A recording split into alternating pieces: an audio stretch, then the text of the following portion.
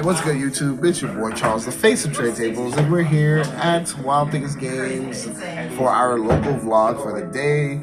We are once again still playing Yubel because, you know, best deck, especially in this format. And we got a little twist to the list that we're going to be testing out today and see how well we do. So, as usual, we'll see you guys either in between rounds or during the vlog, during rounds, and afterwards we'll give you the deck profile. See you afterwards. Alright guys, so round one, we start off playing against, what deck was we playing against? Vanquish Soul, that's right. We start off playing against Vanquish Soul. And it was actually interesting matchup. He is still trying to learn how to play against the Yubel matchup, so I think there was a couple little flaws on his behalf, but he did pretty well. I think he bestialed a little too early game one, and that's what ended up getting me game one and winning the game. In game two, I opened Molcharmi. He did his best to play around it, but his inboard just wasn't sufficient enough, and I was able to kind of just break through the board. And after breaking the board, make my own board. And once I passed to him, he had to play through the options I had, which I used pretty much to prevent him from playing. And he had nothing else, so he ended up conceding. So I win, I think, round 1, 2-0. But he did play really well, especially that game one. He played really well. Round 2, we played against that one fusion deck. I can't remember the name of the monster. They played an Ostinato card. I can't even remember the name of the deck right now. Melodious, yeah, there we go. We played against Melodious, and that deck is so, like, I think the only advantage I had the fact that playing against that deck, both games I opened Distiels. So I think that made his go first, because he won dice roll. It made his going first very difficult both games, because I opened Distiels in both game 1 and game 2. So it made his combo a little less optimal, because I was able to Distiel away the cards that would summon back from the grave, and that he would add back from the grave, and so it made his combo not as good. But game 2, I think, was like a little grindy, because he was able to make a pretty solid board, which then proceeded to me having to play around the bounce multiple times, which was really difficult. But we ended up getting there, and I think my first turn I did a pretty decent amount of damage, making it so that he was pretty low on life points, so that by the time it came back to me, all I had to do was swing in with one Yubel monster with a Nightmare Paint on board, and it got me the game. So after the round 2, we win. We are XO 2-0, and feeling pretty good, feeling confident. The deck has been playing really well. Round 3, we play against Snake Eye. Shout out to Georgie and Treasure Box Gaming. We had a pretty decent match. Game 1, I went first. He ogred me, which I was, I guess, kind of surprised, but not really. I did make my deck anticipating the fact that people would be playing Ogre in their main board again. So I didn't open the out for the Ogre, unfortunately, but excuse me. But I was able to power through it, and I think it was the only hand trap he had, and still pretty much make completely full board. Because I did open both opening the Spirit Gates and Throne, and of course you open both of those cards. This is like, you practically can play through just about any hand your opponent has with them going second. Like, it's just insane. Unless your opponent has like draw one, even if they have draw, like, you can still play around it. So like, that's not even a big threat either. So yeah, we completely played around it, made pretty much the unbreakable board. He couldn't play through it, and we get game 1. Game 2, I think he opened the not so optimal. He's playing, I I think it's basically Snake Eye Fiendsmith. So I guess he's giving it the test run for the. This is for his first locals playing the new format, and the he ends on Caesar. Didn't open any Snake Eye cards as Caesar plus back row. I end up outing the Caesar. I think he made the mistake by allowing the track to resolve. Well, not so much allowing the track to resolve, but allowing the Luri summon to resolve. And when he did that, that pretty much gave me the out to get past the Caesar. So I was able to break the board. And he he skill drained me on the following turn. But because I already established a pretty decent board and had enough bodies on the board, the skill drain didn't prevent me from actually swinging in for a game. So I ended up winning that match as well, 2-0. And we are now XO going into round 4. Round 4, play against Flounderies. And if any of you guys have ever heard me complain about any deck at all, this is the one deck in the whole game that I probably despise more than anything because the deck literally it banks on just opening shifter. And lo and behold, my opponent opened shifter turn 1 both games, and I couldn't make it very out the board. I did make Phantom game 1. But not only did he open shifter both games, he opened map both games, which made it so that playing around Phantom was super easy for him. And I ended up losing, getting completely outgrinded. So when your opponent just, some games I guess you're just not meant to win. So unfortunately, I did not win that game, and we ended up falling into 3rd place today, and not winning the tournament, but ending on a 3-1 record. All right, so not too much left here. We're gonna go ahead and get to the deck profile, guys. All right, guys, so we're gonna go ahead and get in here with the deck profile. We made a couple little changes, obviously because of the ban list. So if you guys did see my combo video, you might have saw the list that I was tinkering with online. Definitely changed it from there. The list is I'm digging it, but obviously I got to figure something out against Flounderies because that deck crushed me today. So without further ado, we're gonna go ahead and get into the deck profile. All right, so starting off, we are playing the Fiendsmith Yubel, so we are playing 3 Fiendsmith. All right, I think this is 100% always the correct play. You have to play 3 Fiendsmith. I can't wait until we get to the next set and we actually get the rest of the Fiendsmith support. But yes, 3 Fiendsmith, cards broken. Nothing else to say. We play 3 Lotus, still on 3 Lotus. I still think this is correct. No matter what, you have to play 3. You want to see this card. This is the best starter in the deck.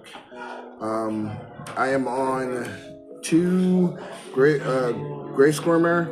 I think this is fine. I'm like slightly tempted to drop it to 1. As much as I would like to play 3, it's a double-edged sword with the card. 1, like if you open just it doesn't do a lot, especially when you're not playing anything else. If you open 2 Squirmers, I guess you can potentially still like combo because 2 bodies makes close guy, or close heaven. But I don't know. Like I feel like after turn 1, the card is just not as relevant. So correct me if I'm wrong. I just don't know if 3 is correct. I think 2 is fine, and I have gotten away with playing 1 multiple times and might go back to playing 1. Not sure. We do play 2 Spirit. This card, I think the only time I find myself wanting to play more than 2 of this is when I'm playing against birds. Because this card right here was a saving grace playing against birds. So I don't know. Maybe I need to think about that, like as the fact that like this deck being probably close to the best deck in the format and being countered by a certain thing, and maybe I should create a couple side choices that specifically cater to playing against rogue decks that stop me from playing like birds. So, being able to maybe even side out the Fiendsmith engine and not have to worry about it. But that's a lot of tweaking to the side deck that I'm not sure I'm up for. So, we'll see. Of course, the one Yubel and one Terra Incarnate. I'm still on Terra Incarnate. I really like it. I really like the extension into with Throne with it, and that's the reason why I keep it. I don't really brick with it. Almost every time I have it in my hand, I have a 0/0 Fiend to get it out. So I have not had too much trouble with the card, so I'm keeping it at this point. We do play the one Luri. We play the one Shavara, and we're actually playing. I know some people are cutting, but I still like this engine, so I play one Dark Reckoning Beast, one Chaos Summoning Beast. It's not very dependent, but I think opening the Spirit Gates is really, really good. I am still tempted to up this to 2, maybe drop this and just play 2 of these. We'll see. But I really do like still playing this engine. On to spells, our 1-up spells, Terraforming, 1-for-1. Of course, the opening the Spirit Gates, Nightmare Pain, and Triple Tactics, just playing 1. And then we're also playing 1 Call by the Grave. And the last thing we are playing, which is new to the list, we are playing 2 cross-out designators. I'm on 2. I'm still iffy about playing 3 because I don't like opening multiples of this card. But I'm on 2 right now, and it's been fine. It's performed well when I draw it, so I like it, and I think I'm definitely going to keep this in for right now. The other new tech, the card that we got replaced, that basically replaced the Spirit Gates, is Tracked. I am now playing 3 Tracked. This card is a 1-card combo. It was a 1-card combo before. I was playing 3 Tracked at Nats, and then I ended up swapping out. But I'm back on it. I think this is really good. I think this card is insane in this deck right now, and so plus with the fact that you have to constantly put your Fiendsmith back in the deck when you do your turn 1 combo. Playing more than 1 makes it so that you can just get back to it really fast. Or if you draw the Fiendsmith later, you can dump it and then get another track and continue playing. So, yeah, 3 Track I think is really good. We are still playing 3 Throne because it's Throne, the card's broken, and nothing more to say about that. And then our 2 trap cards that aren't hand traps, which is the Unchained Chamber and the Angel Statue of Mazarin. I love this. I love this. I actually really like it a lot, so definitely want to keep these. I'm not on Escape. I know a lot of other players or Yubel players are on Escape. I really like this card so much more. I find it way more useful, and the tools behind it just, for me personally, is just a lot better. But I understand the use of Escape, and I know why people play it. I just feel like trying to keep the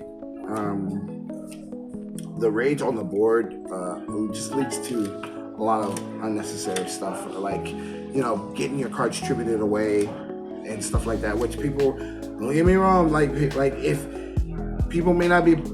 It might be able to play around Dark Ruler, but you're not playing. This right here allows you to play around the sphere modes and the lava golems and stuff like that, which I like a lot. So, and I still play around Dark Ruler. For hand traps, we're playing 2 Ash, just 2 Ash in the main. That's it. We play 1 Ogre, 1 Veiler.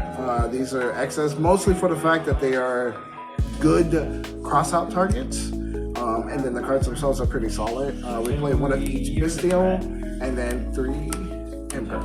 Alright, that's it for the main board. On to the extra deck, which hasn't really changed. 3 Phantom, 1 Desiree, 1 Necroquimp, 1 Aerial Eater, the best card of the deck. And the extra deck is besides Phantom. Like, this card sets up so much for you. The one only XC I am playing is High King Caesar. And then on for our links, we are playing Requiem, the Closed Heaven sequence, our Unchained, and then for the generic Link 2s, Nutcracker, SP, and Rabbit. So that's really hasn't changed much at all.